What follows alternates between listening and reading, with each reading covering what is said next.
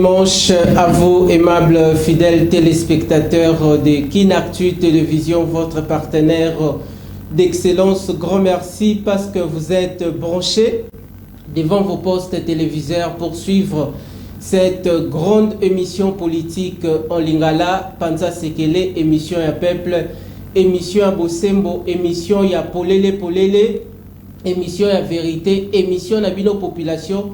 Pour Naboye Babongo, le Lengeni Tata Mokonzi Ekolo, Félix Antoine Tshisekedi Tshilombo, Ako Kamba Bongo Mboka Congo, Wuta intronisation nae au sommet de l'État Kino Leloyo, social ya peuple congolais, social na yonde ko kota la biso na ngonga oyo, situation générale ya mboka ezali boni. Est-ce que depuis que Tata Mokonzi Ekolo Félix Antoine Tshisekedi Tshilombo Ako Kamba Congo, est-ce que Congo est poussani liboso tote Congo ezongi sima ba o ba ko travailler na bango comme ba ministre ba ko sungae, est-ce que ba ko pesa kaye ba conseil pona e ba pasi na bino population ba bola TV moko ba to ebele. Encore une fois grand merci à vous. Boko talabiso na Kinshasa, boko talabiso dans les 26 provinces de la République démocratique du Congo. Boko zoliso sulibako ya kotala biso à l'extérieur du pays sur YouTube, sur notre chaîne Kinactu TV. Boko retrouver émission Oyo en exclusivité. Nous sommes en direct aux Ana Canada, aux Ana Paris, aux Ana dans les recoins du monde entier. Motondi Nabino, Boye Malamu Lisusu na émission ya Mokolo Lelo Panza Sekele. Na Mokolo Lelo Bokoye Babongo, beaucoup de lumière par rapport il y a actualité politique en République démocratique du Congo. Oyo nyo surtout boko discutaka na ba avenue na ba se abanzete bisika nyo surtout tokolobele yango na émission ya Mokolo Lelo.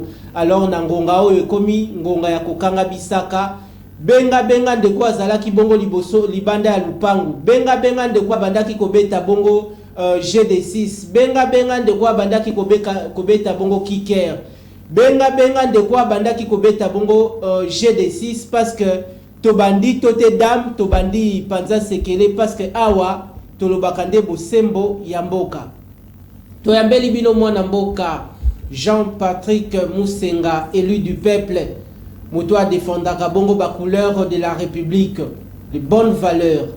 Toyambie na Mokolo Lelo na ko rappeler azali bongo secrétaire général adjoint la lingomba politique ADECO, il y a patriarche Jonas Mukamba, de loin de près na Pesiembo Tesika Azalina Bandekonyo surtout ya parti, yende ensemble nangai tokomeka mpe kosola bongo mboka Congo touti wapi tozali wapi et puis toko kende bongo wapi. Grand merci l'équipe technique ya Mokolo Lelo. Ndeko Jean-Patrick Musenga encore une fois boye malamu bon dimanche. Tokutani na rendez-vous dominical ya Panza Sekele à chaque dimanche comme d'habitude. Bon état de santé na Yomoko. Bon état de santé ya Adeko na ndeko Jonas Mukamba le patriarche. Bon état de santé ya Union Sacrée. Merci beaucoup ndeko Nawej pour l'invitation. Merci. Merci na Kinactu na Pesimbote nangai na ba oyo nyonso bazalaka fidèle na émission oyo ya Panza Sekele oyo bayebi que tango émission elekaka ezalaka nango na secret moko te po yango Sekele to panzaka olobi yango iyo émission oyo na rendre ba hommage na ba victime de guerre nyonso partout bazali pour na paix à la même occasion nazo soutenir l'effort nyonso ya bayi mapinga oyo nyonso bayi pulusu makambo nyonso bango bakosala na kati ya mboka po kimia ezonga mwana Congo azongela ba activité na ye na kati ya kimia pe na kati ya sérénité na pe na pesi ba hommage na ngai na bao wana babundela mboka bakofela mboka na anonymat o to bengaka ba héros oubliés yango baza basoda bazali boyo bakendaka aux prises avec l'ennemi pour Congo ezala na kimé na kolandela mutuna na yo mwana mboka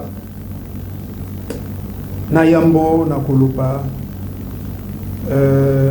depuis les lots, bon, depuis semaine passée, nazui mokano ya kolobela kalisusu te makambo ya deko. Ezali occasion zopesa ngai. Jean-Patrick Musenga eza 17 ans ya fidélité na kati ya deko. Ya constance, ya attachement, ya lutte, ya abnégation, ya sacrifice. Je pense nazala moko sinon oyo ya yambo na kati ya lisanga politique adeko oyo nakendaka au front pour na ko affronter banguna nyos ba adversaire pour le dire ya adeko par rapport ya opinion ya mboka na ndenge politique etambola na mboka tozala mibale te soki pe tokozala mibale naza ya liboso ba sacrifice nyonso na sala na adeko. Je pense que Ngonga et Kokina noté pour na koloba quelque chose sur ça. Je reviendrai vers vous au moment venu pour vous annoncer Oyo na Kani pour na Lingomba Oyo ya Deko. Kotale la makambo ya patriarche Jonas Mukamba. Mukamba reste un modèle politique. Na bato nyonso bayebi yango te bayeba. Mukamba était modèle politique, modèle à démocratie, modèle à bonne gestion, modèle à écoute, modèle à formation.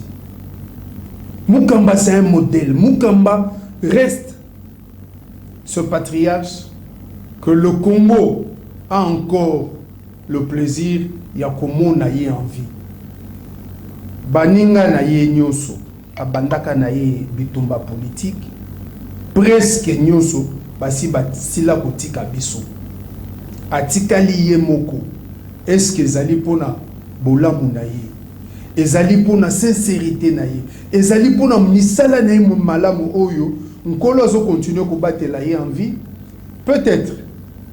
Mais Mukamba aussi il faut mokili yeba azali une école ya démocratie na kati ya mboka na biso. Azali malamu c'est l'actuelle autorité morale ya FPAU. Azali bien sûr autorité morale ya ADECO, mais azali baninga oyo bayi ba parti politique oyo ezali na kati ya force politique et alliée ya UDPS basanganaki pona kotombola ye na rang ya autorité morale na sima ya liwa ya patriarche Kitenge. Donc actuellement celui le patriarche bien sûr, mais autorité morale il y a FPAU.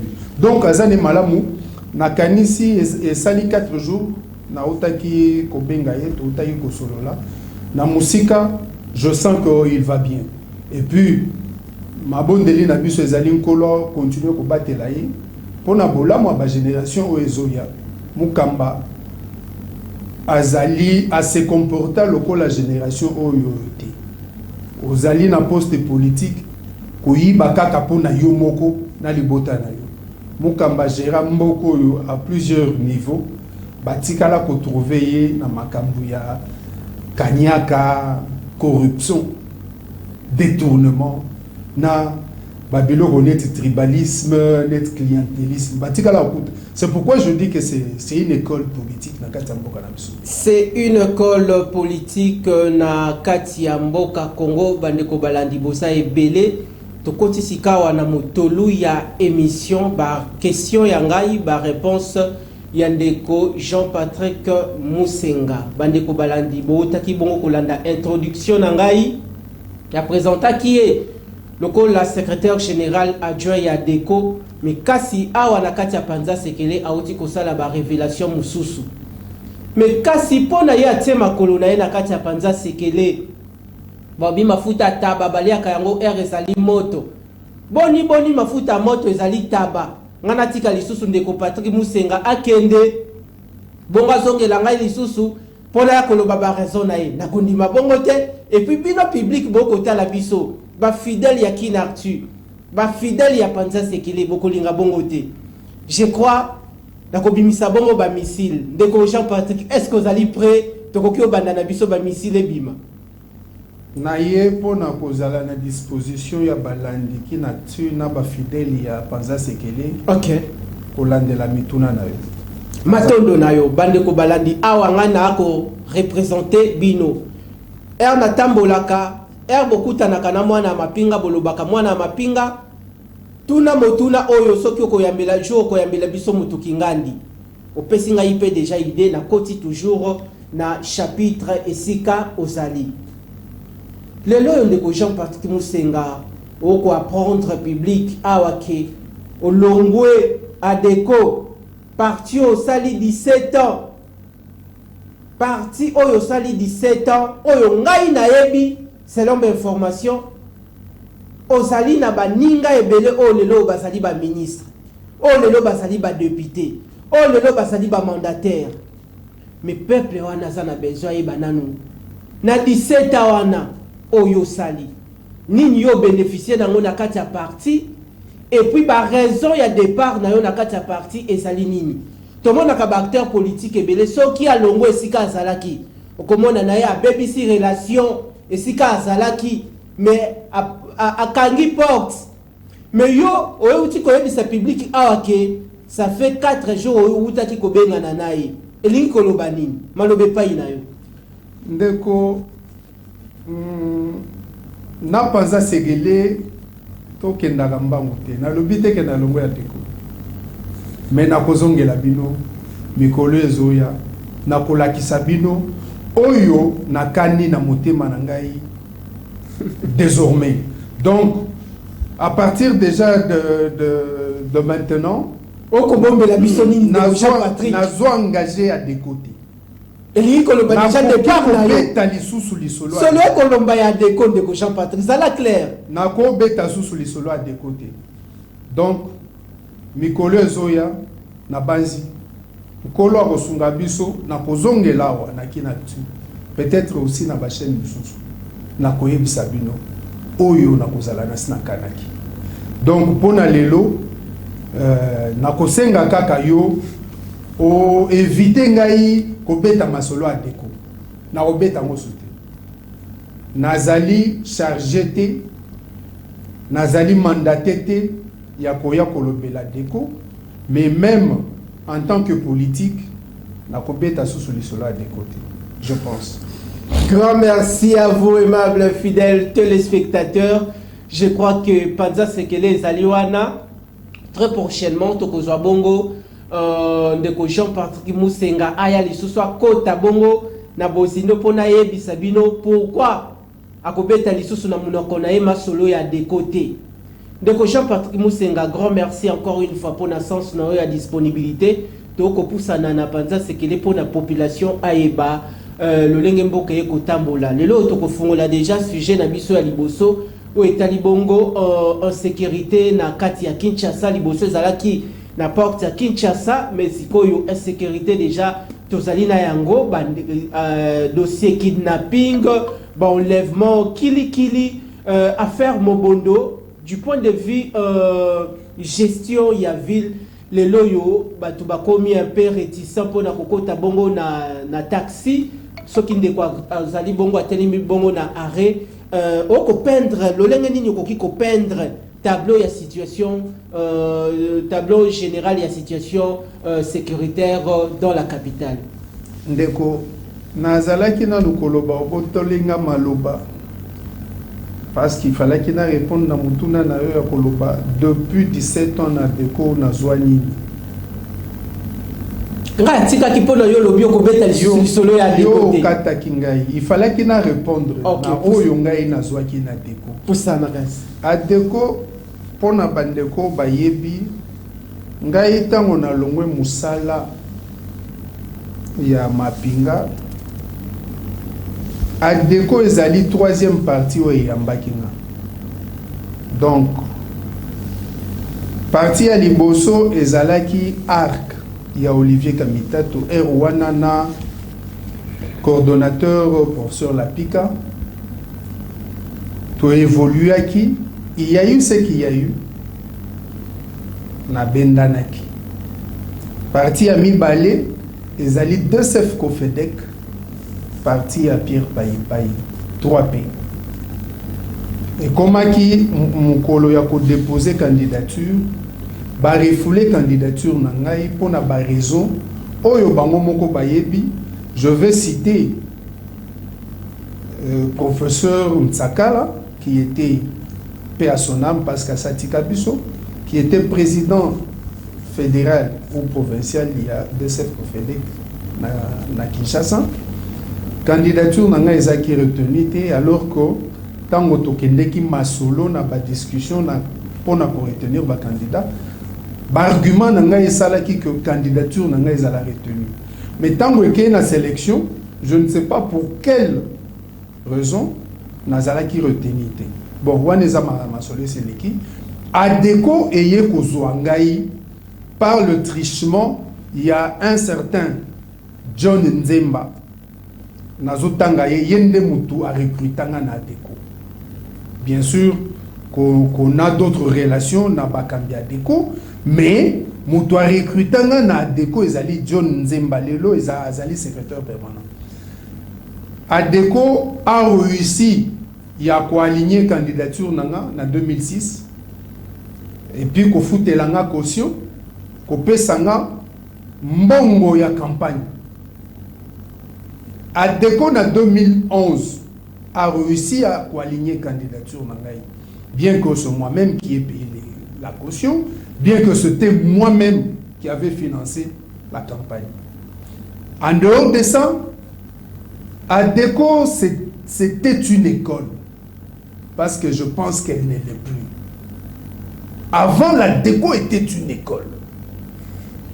Les loyaux, Moussenga zalaka imbattable na ba débat boui. C'est vrai, sur la question de la conviction, oui. Mais c'est au pied de Jonas Mukamba que Moussenga a appris la politique. Bon, kanisake, ngana utaki mapinga. Ça veut dire j'étais apolitique. Bien sûr, avec un niveau élevé, il y a Kelasi et tout ça. Mais, pour la politique, c'est au pied de Mukamba. Donc, Makambouana Nyoso n'a pas minimiser Yangote. C'est un très grand apport au Yoadeko à Pessingaï. Mais en dehors de ça, il n'y a plus rien d'autre. Bon. Au moni ba poste oyo batu bazwaka na politique, ceux qui ont pas cadeau, ce sont des cadeaux empoisonnés. Parce que Moussenga attend un poste qui lui sera attribué sur base de la lutte. Pensez-vous que na 17 ans au sali na kati ya Adeko, pour na kopesa yo poste peut-être ya ministre, toté ya député, toté ya mandataire et sengeli bongo ezala na ndenge o. Je pense d'ailleurs que la plupart de ceux qu'on a nommés, la plupart d'ailleurs ne m'arrivent pas au genou. Sérieux? Je vous dis sérieux. La plupart de ceux qui sont nommés ne m'arrivent pas au genou. Ce n'est pas par nani a mérite ou encore par l'intelligence. Non. Batu baebi Moussenga baebi que c'est un bâton sur plusieurs plans. J'annonce d'ailleurs que c'est avec ma contribution qu'aujourd'hui Tshisekedi est élu président de la République. Bamoussou baye ko rejoindre Bisso. Tango Bisso, nous avons réussi à faire élire Tshisekedi. Ils étaient ceux qui nous combattaient. Mais Marcas Nabiso et les cas qui a Bango, on a fait élire Tshisekedi président de la République. Bakimi Mpela et pas na Bango, baye ko rejoindre Bisso. Bon, je pense que ça, ce n'est même pas. Alors que ça, la lision na batu o bauti FCC. Bakuyakuya nyoswana tanga bango nengo lingi. Mais ce sont des kuyakuya, ils nous ont combattus. Ils avaient fait frein pour que Tshisekedi ne soit pas élu. Mais c'est avec aussi mes efforts. Chacun peut le dire pour ceux qui le concernent. Mais c'est aussi avec mes efforts que Tshisekedi est élu. Bon. Pardon, na Katiote. je crois que les téléspectateurs à côté la biso bazali vraiment attentifs. Namoni makambo koloba eko uta vraiment na se motema. Et puis vous allez vraiment à cœur ouvert. Oui. Motuna na parce que ça panza sekele. Merci pour les panza sekele. Motuna na ngeza boy. Est-ce que problème ezalinde adeko ton de ko Jonas Mukamba parce que na 17 ans oyo sali. Est-ce que bobandaka kozwa ba côté ya ba poste ministériel te pour na lelo yo ndeko Jean-Patrick P par rapport à ma compétence intellectuelle naie parce que vous le méritez ozoyango lokola bandeko mususu pe ndenge ba ko lokola ba kuya ba ko uta ba ko katsa omona lelo komi député lo bien komi ministre ba regret est-ce que osana regret moko na katsa motema na yo tali ke na 17 ans nyoso to lekisi peut-être se retrouver te yango ne sengeli ko bima ko kende peut-être ko côté mususu ko lukavi. Musenga est parmi Batu Oyo Batika Laka fidèle. Je disais d'ailleurs que je serai le dernier à quitter le bateau de la déco. Parce que les nature n'a biso. Quand on tient à quelque chose, on assume et les succès et les échecs. Ça, et ça nature n'a biso. Nature n'a gaï. J'assume et les échecs et les succès. Poste mandataire, na ministre, vous avez assumer. Ça c'est à l'interne. À l'interne. Ça c'est à l'interne. Vous l'acceptez on va devoir parce que tango Mukamba zalaka ko gérer Adeko Yemoko. Adeko était la deuxième force politique de l'opposition après le MLC. Donc c'est le leadership qui est venu après Mukamba. Au sein de l'ADECO, il y a un problème de leadership. Oui, donc un sérieux problème de leadership. Parce que lorsque Mukamba était lui-même président de l'ADECO, ADECO a sa deuxième force politique. Il y a opposition. Donc, comment vous l'aviez perdu? Il y a un azolobati. Ok. Tango Mukamba Tiki, en tant que démocrate, il ne pouvait pas rester éternellement président de l'ADECO. Asali Mandanaye, Atiki. Mais ce sont ceux qui sont venus après. Qui gèrent mal le parti. Un leadership faible. Un leadership suiviste. Pas un leadership qui s'impose. Mais au salaire qui on kolobate. Je l'ai toujours dit. Je l'avais toujours dit. Je l'ai toujours dit. Est-ce qu'il y a des gens qui vous ont combattu au sein du parti? Le combat au sein du parti est normal. Pourquoi ils combattent Musenga? Pourquoi? Quelles sont les raisons? Nous ne sommes pas les gens qui nous plaignons du combat. Nous sommes entraînés au combat. Vous êtes entraînés au combat? Surentraînés d'ailleurs. Je ne suis pas seulement qu'entraîné. Je suis surentraîné au combat. Les collègues, les camarades qui me suivent, qui sont dans la déco, ils savent que Musenga est super entraîné. Il n'a jamais déclaré forfait à un seul combat. Donc, le combat dans des groupes, c'est normal. Un groupe qui n'a pas de combat, c'est un groupe dirigé par un dictateur. Où il y a une pensée unique. Dans des partis démocratiques et des partis politiques, il faut qu'il y ait des combats. S'il n'y a pas de combat, alors transformer ça en ONG ou en musique. Mais qu'il y ait des combats dans le bon sens. Les combats constructifs. Ok. Oh, oui. Donc le combat, ce n'est pas un problème pour Musenga. Le combat, ce n'est pas un problème. Ça, c'est ce que la nature m'a donné. La nature m'a appris deux choses. Courir et me battre. La nature ne m'a pas appris à rester attendre. Non. Mais vous avez abandonné votre combat au sein de la déco. Non, j'ai dit que je n'ai pas quitté la déco. Vous avez des langages, monsieur Moussé. Je reviendrai vers vous très bientôt. Naboyo qui n'est pas de Flavien ou qui n'est pas annoncé. Naboyo qui n'est pas de Je vous reviendrai. Ou qui n'est pas annoncé. Je vous reviendrai. Je vous dirai tout. Parce que Ekozala na forma panza sekele na panza. Ok. Alors, donc, on change bon chapitre. Mais une dernière question.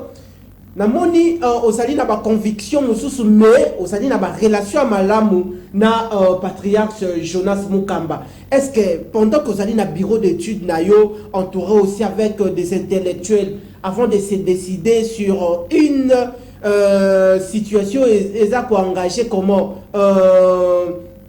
volonté na yo moko, est-ce que vous avez temps ya ko prendre langue na patriarche parce que outi bongo na maternité ya comment ya maternité politique na ye. C'est pourquoi nazo senga ko kenda mbango te zela mwa moki na kozongela yo ozonga na koya. Merci ndeko Jean-Patrick Musenga kozongela biso bomba mabe na boyi sekele wano kende koloba ngwe pande ko Flavien na kozonga na panza na boyi sekele wano kende koloba ngwe pande ko nanga Maxime la voix des auditeurs mbote na bino bande ko na lingi bino mingi. C'est ça la crème intellectuelle de la presse congolaise. Dites merci de là où vous êtes à l'honorable André Maboucha Lumanisha, sans oublier Madame Déborah Kabinyanga, coordonnatrice en charge des programmes et de la direction commerciale de Kinactu Télévision. Tozali bongo ko pusana pona kozwa bongo ba vérité na soldat du peuple mwana mboka Jean-Patrick Musinga. De Jean-Patrick Ozali, expert, vous maîtrisez bien les questions sécuritaires. On est allé vraiment domaine na yo au vandaka vraiment na assiette na yo yango. Et on a solo la kina population lobby. Ndeko ala takabongo comment na habité eza brasa eza oza capitaine ya Léopard to ya nini ngai la kisaka nini loko nanu la takawana ngai nazolela na ba victime de guerre makila nyonso ezotanga na Congo pona pasi ya peuple tenenga ko defaka lipa kaka pona ba victime nazolela pona lipa bandeko base belé babundaka na bandeko yo badefaka mapa base belé mais na ba victime de guerre ata mutu moko azalaka te. OK nazosenga pe bao yanga bandeko o baza na lutte ba rejoindre nga pe na lutte ya ba victime de guerre bayebako nous avons perdu plus de 11 millions. 11 millions wana batika bana, batika basi, batika ebongi batuana Congo et reconnaître bango. Et puis voilà nga moko peut-être que kosungate. Boya to sangana. Na sengaka nani confrère Nabino Rachel Kitsita. À s'associer pe na biso alimbisanga na tangi kombo na ye. Mais alobaka que c'est bien mais elle n'a plus continué. To lever voix pour na ba victime. Bon okuta ozwi na no Christelle qui akuba te pa ina yo ya ko bunda trop pona bana mapinga na ndeko Magdala Kasonga. Magdala Kasonga nazo pe sombote o yanga leki. Ambassadrice. Boya to sangana to bundela ba victime. Peut-être que bako futa biso boete mais bako bukaka mabongo na se bako bondela nzambe pona biso. Très bientôt ko brassard oyo ezali makila. Makila. C'est pourquoi ils a rouge. Eza makila, pas makila ya ntaba to ya mboa to ya nani. Oh makila ba congolais. Makila ya ba congolais ko symboliser makila ya ba congolais na maloba ya ndeko Jean-Patrick.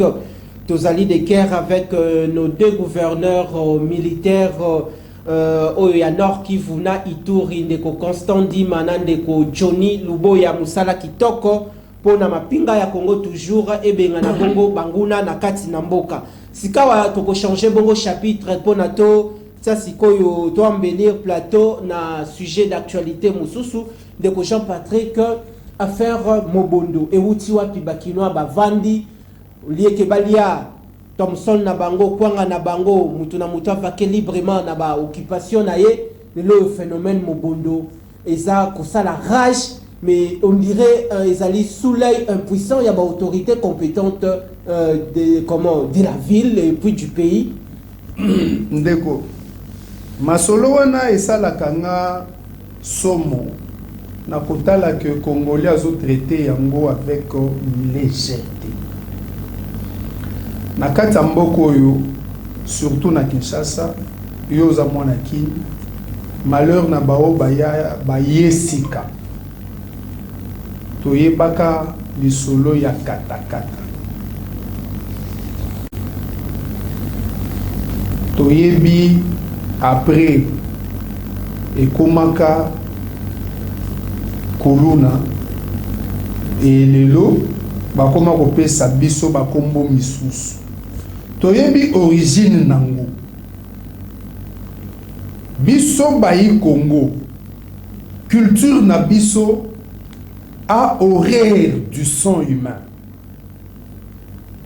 Ndeko nawej ata ba guerrier ya mboka na biso o bayebana batetela bangala ba Congo, même eux aussi ont horreur du sang humain malgré que baza ba guerrier.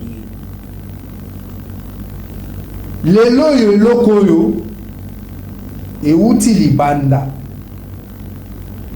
bato bazolinga te kolobela ngo ase ezalaka na culture congolaise te toyebi banani bayebi biso ngo bato batuta bana na maboka bato yo bafongola mabomo basi mpona kotala mwana aza na kati aza ya mwasi to mobali toyebi bango eza barubewa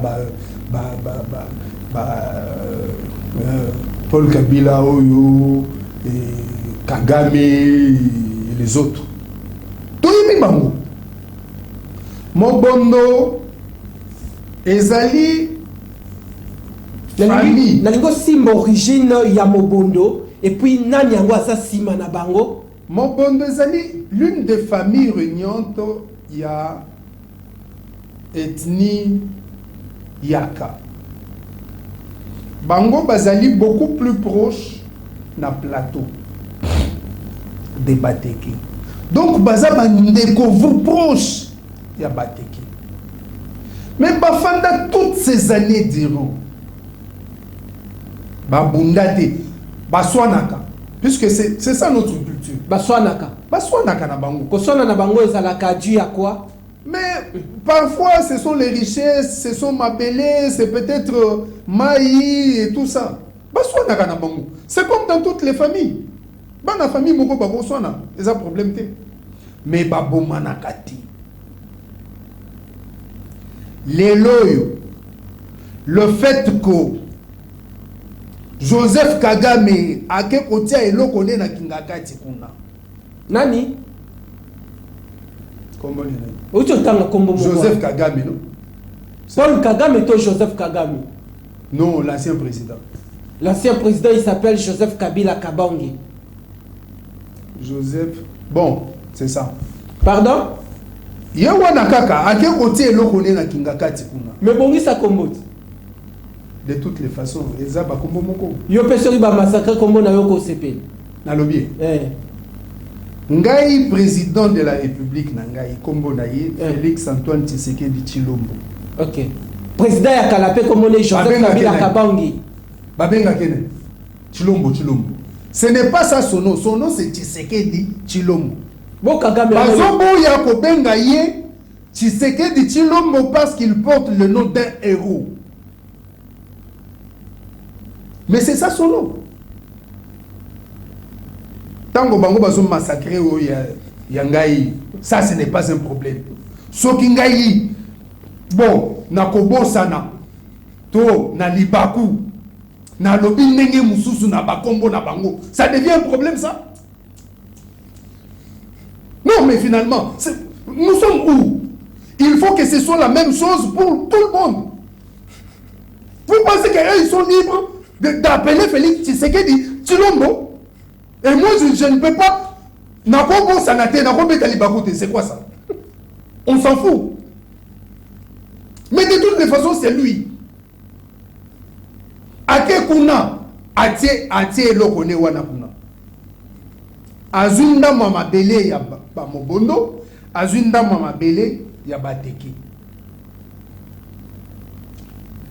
A tout si bango mitou. Et comme il problème. Et lorsque bazo bunda, il faut savoir makasi ezangambo nini. Lelo makasi ezangambo Mobondo. Mobondo azu makasi wapi?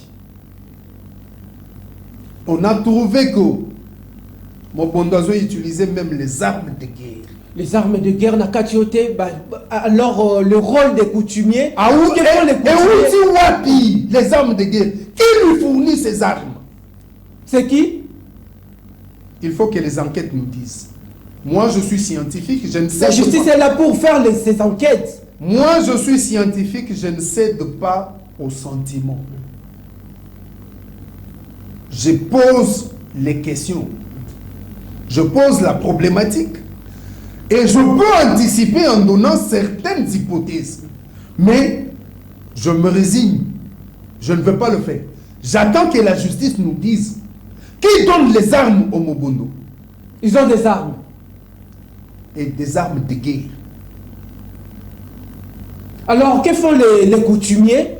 Est-ce qu'il y a aussi comment coutumier basali ko pelisamo coutumier baza derrière cette affaire? Ndeko, nazo illustrer ça en prenant un exemple. Ok. Au centre de la République, au Kasaï oriental, dans le territoire de Katanda, il y a plusieurs groupements. Mais il y a le groupement de la ministre Rose Mutombo. De la justice. De la justice. Il y a aussi le groupement du ministre de l'EPST. De Tony Mwaba. Qui endeuille un autre groupement, le Benachimba. Le Benachimba. Le groupement de Jonas Mukamba. Ok. Ça aussi, c'est un autre dossier. On se pose des questions. Ils ont des armes.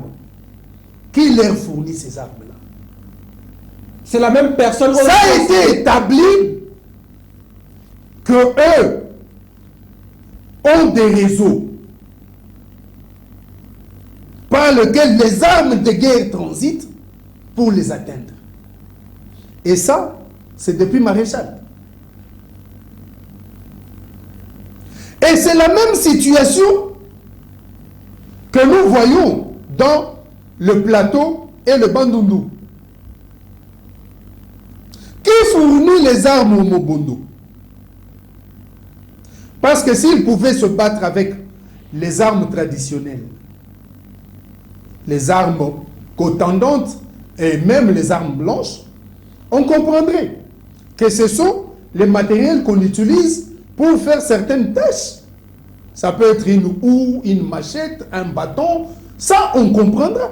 Mais ou encore les armes de chasse.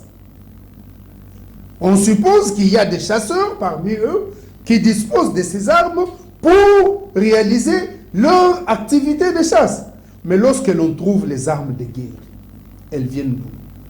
Elles viennent... Ça, c'est un problème. J'en appelle aux agents de sécurité de voir cette situation. Et puis en plus, vous savez qu'en face au Congo-Brazza, il y a les éléments rwandais qui sont en majorité les militaires rwandais. Est-ce que les Mobondo, je ne parle pas de la famille Mobondo, je parle des acteurs, puisque les familles sont des familles congolaises, mais les acteurs, est-ce qu'ils ne sont pas en contact avec Brazzaville? Nous savons très bien que Kwamut est le long du fleuve et que le contact est beaucoup plus facile.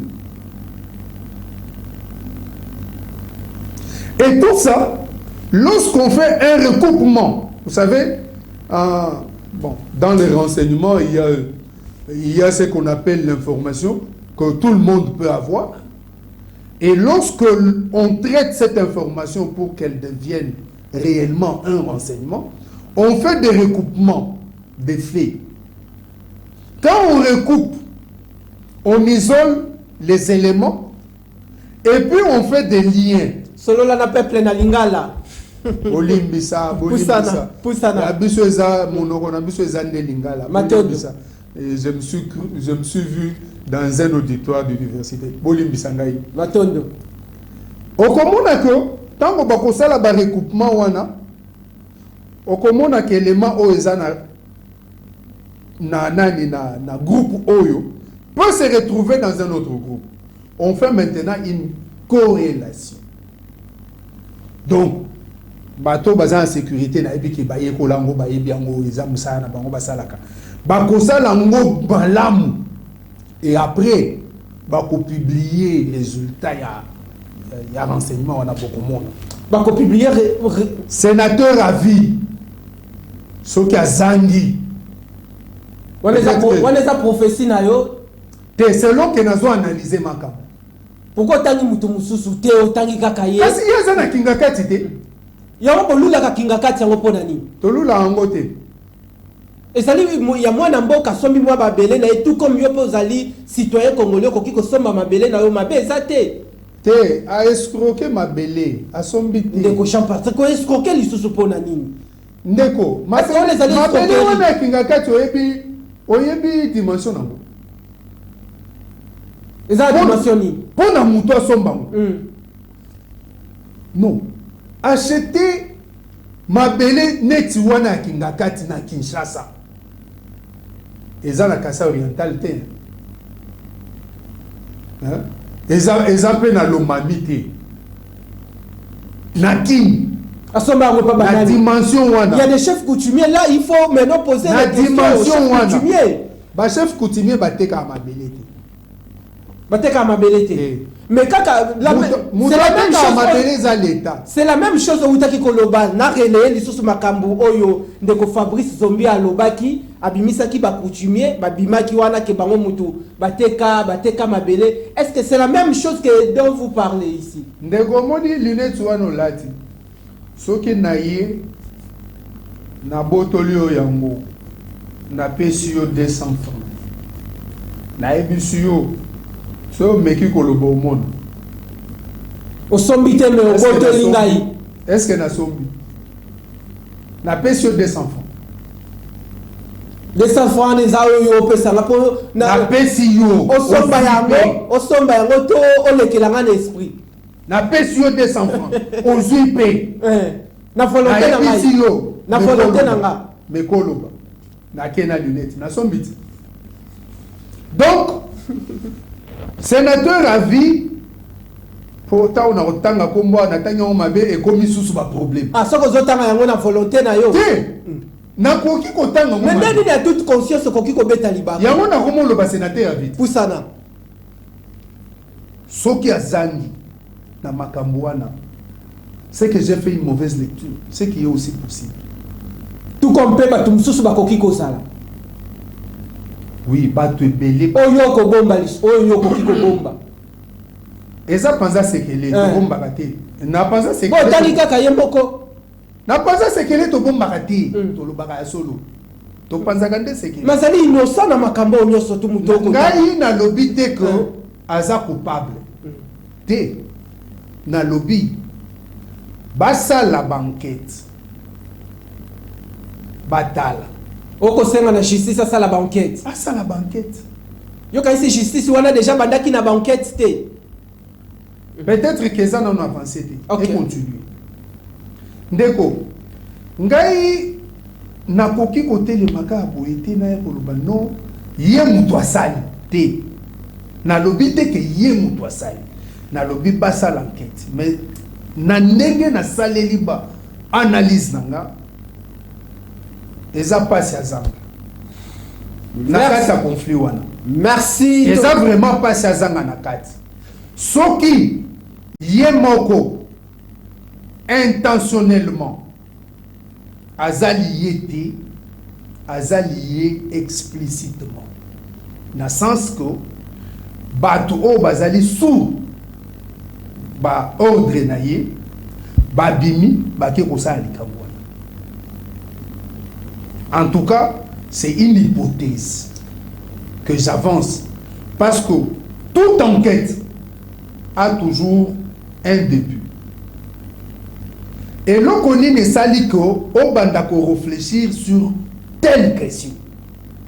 C'est pourquoi il peut y avoir des soupçons. Lorsqu'il y a soupçon, des services sérieux se saisissent du fait et babandi enquête. Le coup la Moussengazo soupçonné ce sénateur à vie. Ba service ba yo kangai. Bazwa ba soupçon nangai babandi enquête. Très bien, Toko Poussana, Ndeko Jean-Patrick Moussenga Matondo. Alors, to Simba Sikawa o Itali Bongo likambo ya kidnapping na Kinshasa. To Uchibongo Komo na député national, ancien ministre ya transport. Ba Uchibongo ko assassiné makambuni no kokikolo ba surwana pona yango vraiment et ça ko déranger population na ngongao. Merci beaucoup. Na kobanda nanu na présenter ma condoléance na la famille biologique du ministre.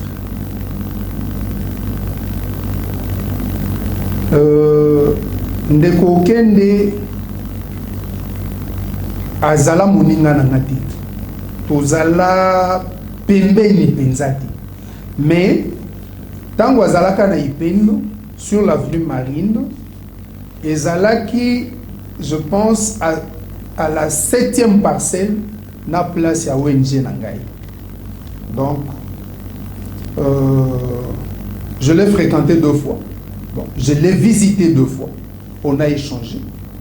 Mais ça fait il y a bien longtemps. Ndeko Kende, c'est un homme de conviction. C'est un homme comme Moussenga, loyal. C'est un homme constant. A koki ko changer de nani ba position pamba pambate. C'était un homme de valeur. Ndeko Kende n'a jamais été dans la famille politique nana, depuis que je commençais la politique. Mais c'était un homme assez correct. En tout cas,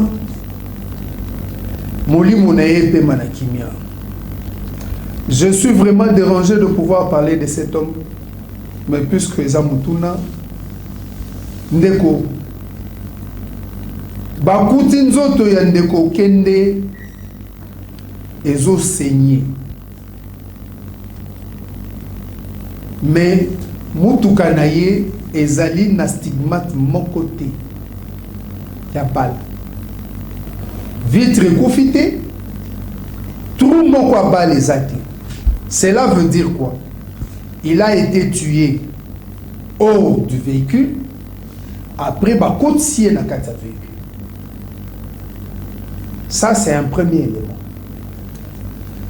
Il semble, je n'étais pas là, il semble qu'on a tongo tango bakouti, il saignait encore.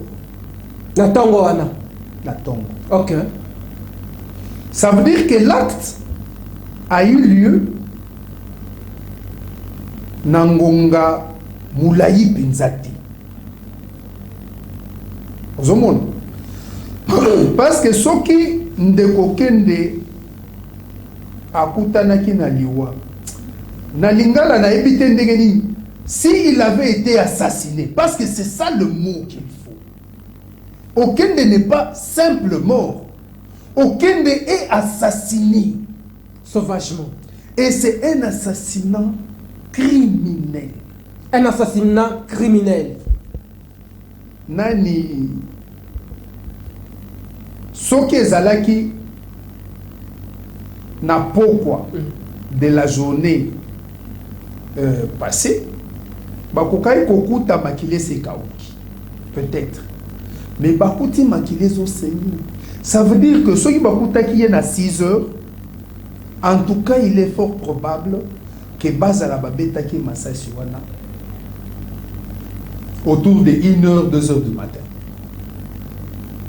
Si qu'on puisse nous dire Tango Abungi, il semble qu'Abungi n'a 16 heures. Il semble. Ti 1 heure ou 2 heures, Azalaki Wapi. Heureusement, nouvelle technologie est commise. Il semble que Moutou Kanaï, na système à GPS, on peut rétablir trajectoire naï jusqu'à ce que Bakoutiye na poids lourd. De deux, oyoki ko batu bazo loba oyo abwakeli oyo responsabilité ou abwakeli oyo responsabilité, comme si la vie d'Okende n'avait pas d'importance. Toute vie humaine est sacrée. En tout cas, soki mutu o asali likambo wana kutami, il faut à répondre de ces actes.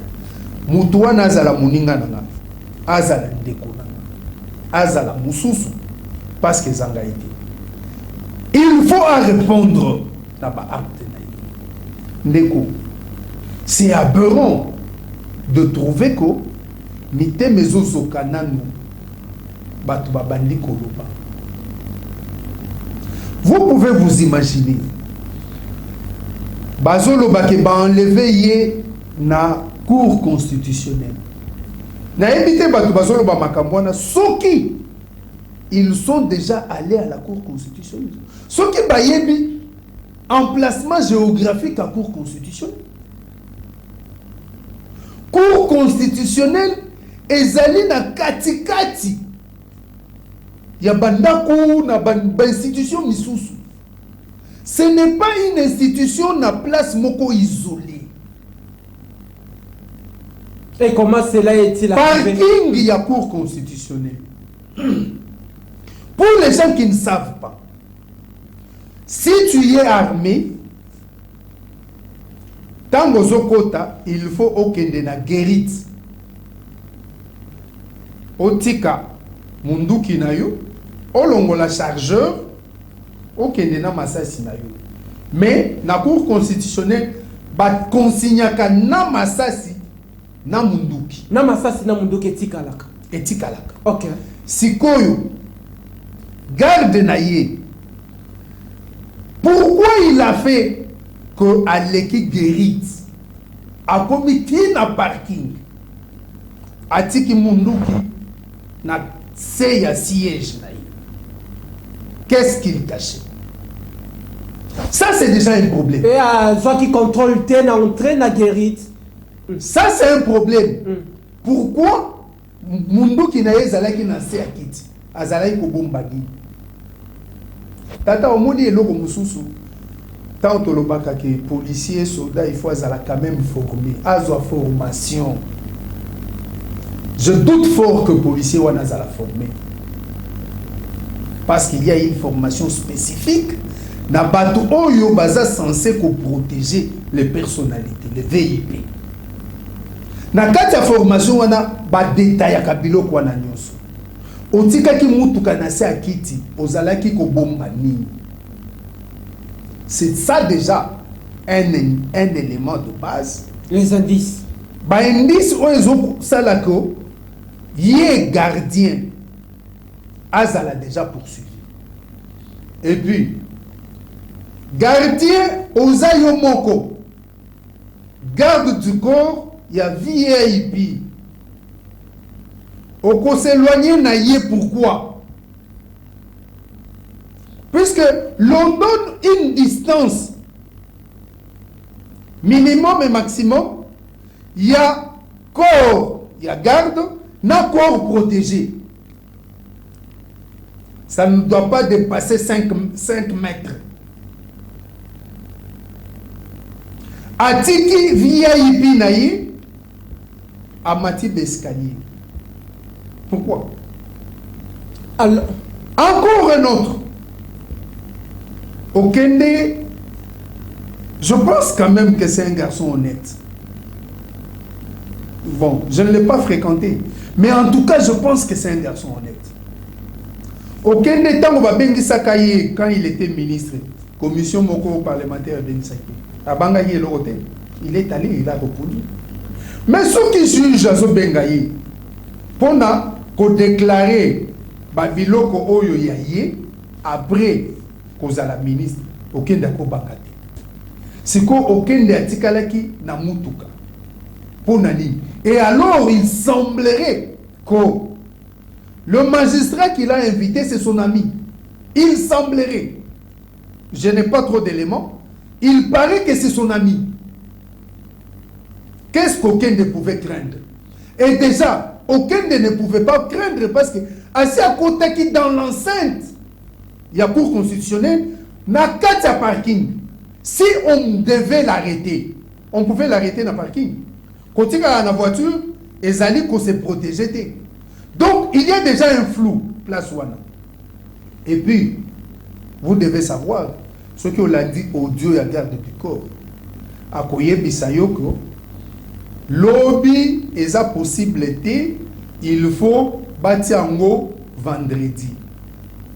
Tango garde du corps aïe na proposition, demande à aucun dépôt pas différé na audition. Est-ce qu'il peut nous prouver que Azalaki n'a aucun de la montre? Ça c'est une question. Et puis tango akei kotika azongi. Yemo kwa zolo babi tango na toni balobi oh mes voitures na bino ezalaki e uto bimakaka ezokende na male beso landango okoku tango libuso. Est-ce qu'on enlève les gens comme ça? Bah enlever mutu bazokende ne male. Et puis mutu lokola okende c'est un battant. A kotika te na enceinte de la Cour constitutionnelle. Mais à boyaki 50. T. Population a se charger dans Bango. Donc, il y a beaucoup d'éléments qui montrent que, soi-disant, enlèvement dans la Cour constitutionnelle. Parce que je ne suis pas de ceux-là qui disent qu'aucun n'avait pas été enlevé. T. Mais, qu'il avait été enlevé dans parking, il y a cour constitutionnelle, c'est faux. Merci. Les éléments établissent que cela avait été faux. Et puis, moi je demande, et Zana, jeune Moko ya opposition, Prince Penge, qui a dit que Nakatia Mutuka, je l'ai suivi sur une radio, Nakatia Mutuka, Bamonaki nani présence ya bajier tenue ya jier. Ça veut dire que Prince Penge a yebi mutoyo a monaki. Prince Penge a koyi ko citer. Sinon, yemoko Prince Penge muto a monaki. Tango a monaki okende ezalaki wapi. Et puis yemoko Prince azalaki wapi. Donc ce sont des choses qu'il faudra suivre avec beaucoup de minutie. Totika ba sentiment nakati, il s'agit de la vie d'un député national. Merci. Un ancien ministre. Il s'agit de la vie d'un député national et d'un ministre. Bandeko Balandi, Tozali Bongo Kopusana, na Simayangonga. Nous sommes pratiquement à la fin. Ndeko Jean-Patrick, na 2 minutes pour Nato Silisanayo. Tomoni gouvernement de communication de Patrick Mouyaya a outaki bongo koloba que gouvernement est initié déjà, justice est initié déjà démarche pour enquêter sur les dossiers. Alors Nino Kokiko, mon Nino Kokiko placé sur Yango. Et puis, service Nabiso Bako travailler en franche collaboration avec les experts internationaux. Nino les alliés au Kiko Lobanayango. Et puis, le Koyasuka Nenge Seni a outil projet pour 7 jours. Bouclé dans 2 minutes, il a des annoncés. Ndeko, merci beaucoup. Nalingaki nala kisabato bazo kanisako Tshisekedi akomo bomabato. Vous savez que Tshisekedi na Mbujimai alobaki na kozala intraitable. na batu nyonso oyo bakolinga kobebisa kimia na kati ya mboka. Ça c'est en tant que chef de l'État. Na kosenga ye azongela aloba sous la même chose. Aloba sous la même chose. Aloba la même chose. Kokanisa ko yende mutu azali commanditaire ya liwa okende. C'est faux. Parce que Boyebi Fortina Biselele azalaki conseiller na ye. Il a été reproché na makambo ya coup d'état. Donc batu oyo balingaki baboma Tshisekedi. Qu'est-ce qui peut être plus fort que ça? Tshisekedi a moni likambo Biselele, Biselele a kei boloko. Babomi Biselele te. Chité. Ake boloko. Boyebi makambo ya François Beya. François Beya ke boloko. Babomi yete. Boyebi makambo ya Kabunda.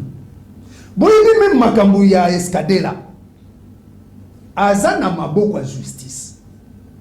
Ça veut dire que ce qui Tshisekedi azalaki na problème na okende alingaki amemaye na boloko. Alingaki abomisa yete.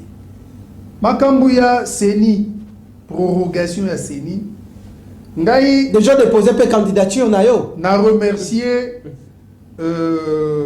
Ndeko Kadima pour na kokanisa na Seni na ye parce que décision azuye mon côté c'était la plénière d'une plénière na Seni Mobimba il y a constaté que dépôt de candidature est acquis faible par rapport à ce que l'on attend. Il y avait des sceptiques. Maintenant, Tézana Batu o baza qui prêté. Ok. Batu bazala qui ko bundana bundana surtout bandeko o baza en opposition bazala au kanisa élection ko salate. Bazala o mona neti kadi mazo floué bango. Siko tant bakomi wana bamoni ke makambo eza penza ya solo. C'est du sérieux. Bakomi ko kima mbangu. Qui ne sont pas pris. Ok. Ndeko Kadima na Seni, merci beaucoup pour na yango. Ngaipe, je n'ai pas réussi à déposer candidature parce que à déco